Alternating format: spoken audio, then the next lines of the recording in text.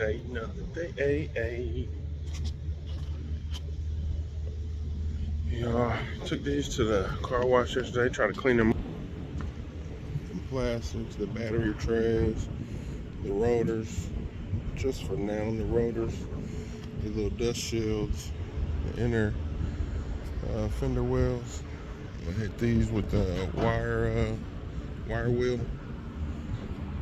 Get them cleaned up real good, throw some paint on them. Today, I'm finna throw a little bit more paint on the steering box. Throw that mug on the engine.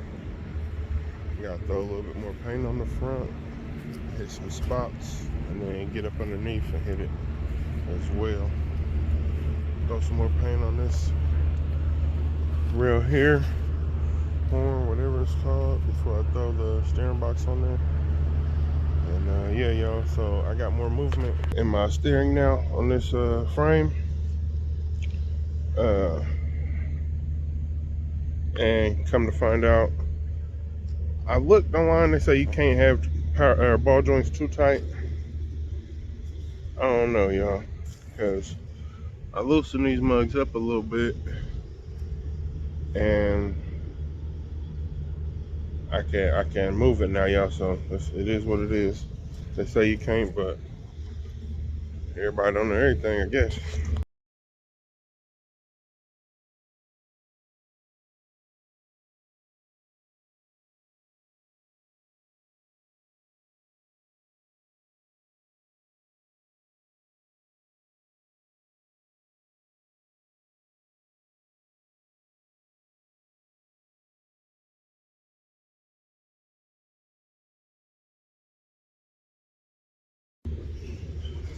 Got the steering box in, y'all, with the center link connected.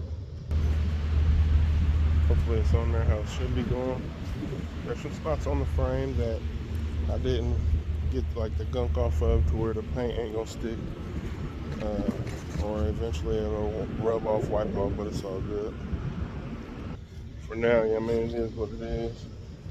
In the long run, I'll probably just get brand new control arms, trailing arms, steering, all that. Yeah, I mean, less than $1,000 you can get all that if you get an original. If you get in the tubular and all that, you're gonna drop some bread. So now I'm finna remove the transmission, y'all. You're gonna need a 10mm to remove the kickdown cable. I already loosened it some, 10mm there. 9/16 bell housing bolts, and you got 1, 2, 3, 4, 5, I believe 7, and 15mm for the cross member and the transmission mount. You got 2 15mm on passenger side, 2 15mm on the driver's side, and the 15mm transmission mount bolt. Already removed the shifter linkage, so good to go, y'all.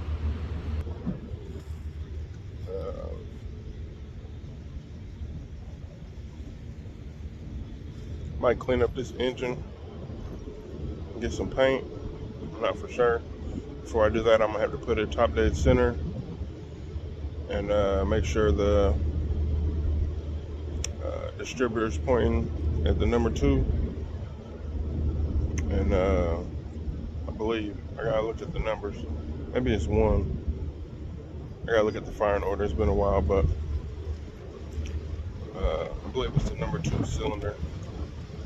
But anyway, y'all, probably paint this engine up. I don't know what color yet, but probably change. I know I'm gonna change the intake manifold gasket, possibly the valve cover gaskets, carburetor gasket, and yeah, y'all.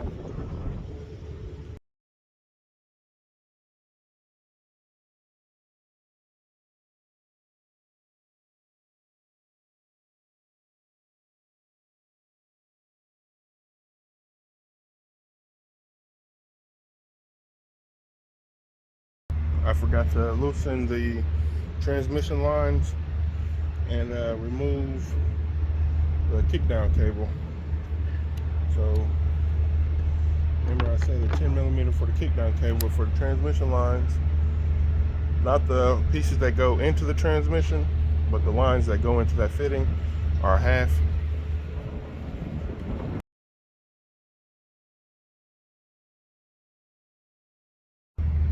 What they be saying, pro tip 101,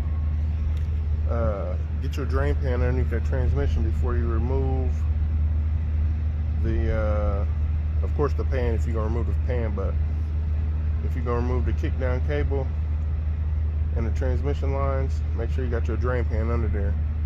But I'm gonna show you how the color of this transmission fluid that started coming out when I started to remove the kickdown cable. That's what it looked like. I see that, man. That color's horrible.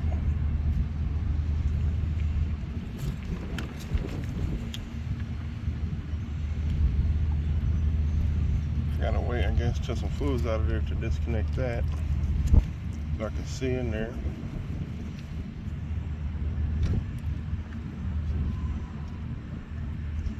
Maybe I should have just dropped the pan to drain it. I don't know, y'all, but we're gonna get this stuff disconnected and moved, get the jack it up and everything. Do it how you would think you would do it.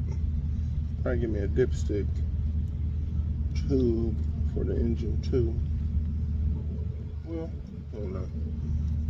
I didn't film this, moving too quick. I jacked up the old transmission. Of course, you want actual transmission jacks where you don't damage the pan. But I got it removed. To remove the kickdown cable, if you remove it from the carburetor, it'll release. This little hook will lift up, and you can slide this right off there, y'all. It went on just like so. Slide it on there, bam. Somehow, probably easier with two hands, but you slide it on there.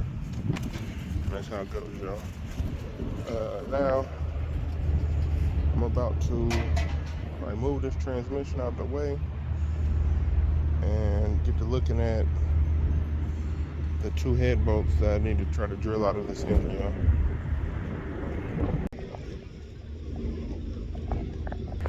Transmission moved and everything, y'all.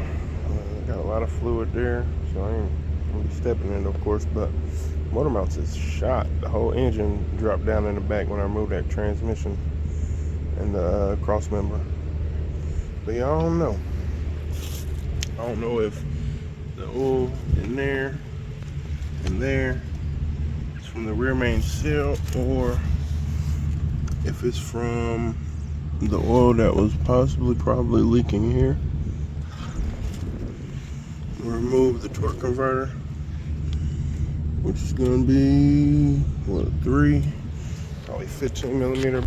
Grab my socket real quick and see if it's 15 fit down up on now.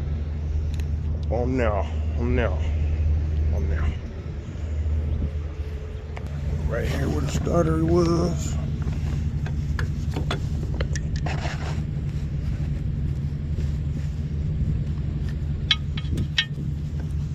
Hold on, y'all.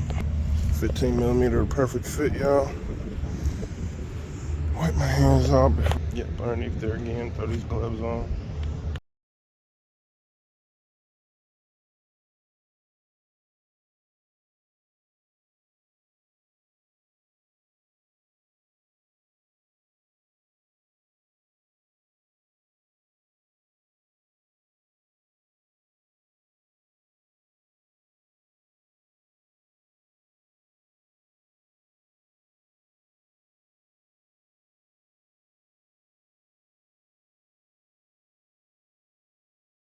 I'm gonna run to the store real quick, y'all, but to remove the motor mount bolts, I believe, I don't know if this car is metric or standard, but I got a 15mm on the bolt side of the motor mount bolt, and 18 or 11/16 on the nut side. That might be a 17 millimeter, but don't quote me, y'all.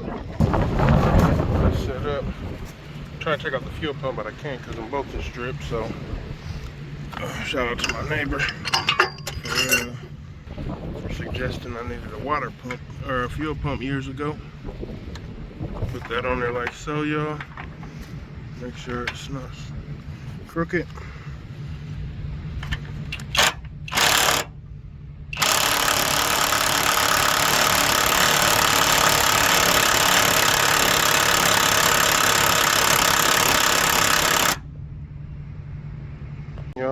I had a 5/8 socket for the bolt side and a 11/16 wrench for the nut side of the motor mount bolt.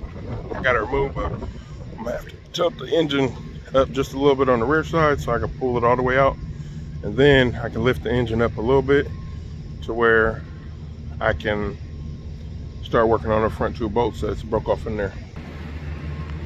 I got the nut here. See the bolts pulled out most of the way.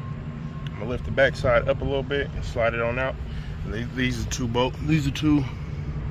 broken studs I'm gonna be working on. So I'm gonna lift the engine up a little bit if I got better angle, because yeah, main type like so.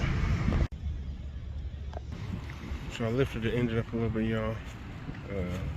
I used the jack a little bit, but I removed the jack and then I just used this bar I got to wedge it up underneath there. Press down pretty good. Get it moved like that. We're gonna see what I can do. I should have enough space to get up in there, start trying to drill them out. So we got the little Harbor Freight set. We're gonna see how it goes. Got my PB blaster. I should get a torch to spray them down.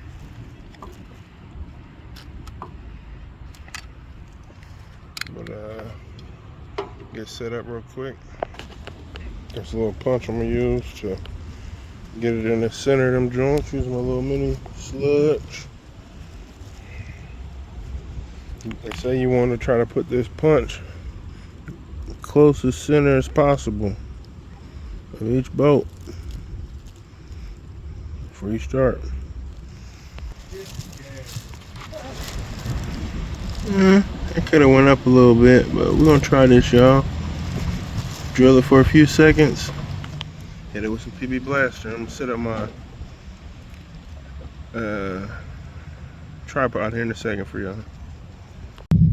Time wasted, folks. I mean, I drilled the hole out for the most part. Kind of like a day wasted, y'all. I mean, not a day wasted, but here's an issue, kind of, but you know. So up in that hole, that's where the threads were, where the bolt went. It was broke off. I drilled it out, but I don't got no threads, so I don't know if I'm gonna have to re-thread it or what. And this one on the left, I'll probably go ahead and drill it out just to where it's out of there, and I'll figure out something at a different day, y'all. I ain't gonna say no self-tapping bolts. I wonder if they got self-tapping bolts for this, for heads, but I don't want to drill too far and stuff, so I might just try to re-thread these holes with the size bolts that came out, or like one size bigger. It's windy out here, y'all. No day, same work shirt. It's windy as shit. I just got this little sanding block. I'm knocking the stuff off that I can get. I ain't gonna get down in these grooves. It's not no big deal, but I'm gonna get. I just got this little bush. I'm gonna clean and this little lip here all the way around. Spray it down and throw some paint on there. Like, why not? I got it. It'll take a couple minutes. These rotors, y'all. For now, so this is like, for the most part, a budget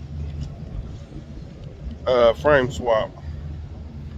I need new brakes and rotors. That's like $200, and I'm not trying to spend that $200 right now. It's other stuff I can put the $200 towards. So these rotors are bad, but they're just, that's just really all just from sitting, honestly. I'm gonna get them as smooth as possible, cleaned up as possible, but these two rotors don't got the race in there. These two do, you see there. So I don't know if I'm able to remove and reuse it, or if I have to get new ones. If I gotta get new ones, I don't want to fool with it right now. But if I can pop these out and reuse them, then that's the route I'm gonna go for now, just to be able to get the Chevy back on the road, and then later on down the line swap it out. Yeah, neither of those got the race in there. I'm gonna see if we can remove those races and put them in these other rotors. Up the bearings, inner and outer, the caps. I'm trying to get these rotors put on the front today. Got that black box.